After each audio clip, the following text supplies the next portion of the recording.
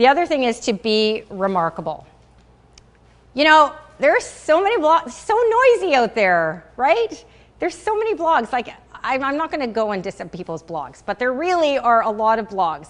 Twitter is so noisy too, and like online is. I saw this stat where, say, in the Middle Ages, it was like maybe this many pieces of like manuscripts were published in 1 year, right? And then by the time we got to now, in half of 2012, it would be like the length of the ceiling. There's just so much content that's being produced all of the time. And so how do you stand out from that, right? And who's read this book? Lots of people read this book, right? The Purple Cow and Seth Godin. You need to be a purple cow.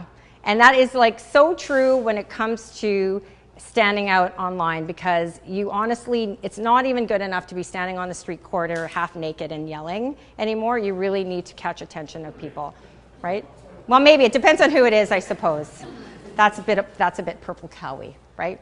So here's some kind of ideas. I mean, the reasons why you want to be that purple cow is, first off, it's way more viral.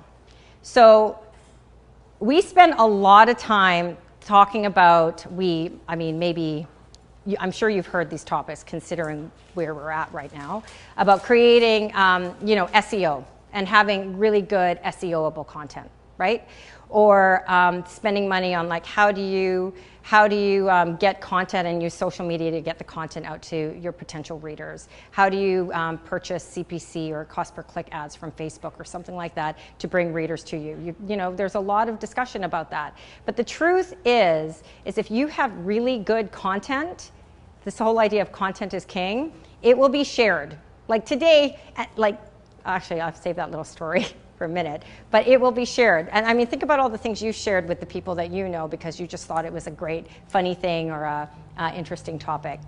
The other thing is that it's naturally sticky. So by sticky, I mean like people will just keep coming back. So if they love you and remember you, they're just going to go, hey, I love that. That VancouverMom.ca article gave me value. I'm going to either bookmark that or I'm going to come back and I'm going to check that out again. And so that's why people subscribe to you, is because you have good content that people want to get. Okay?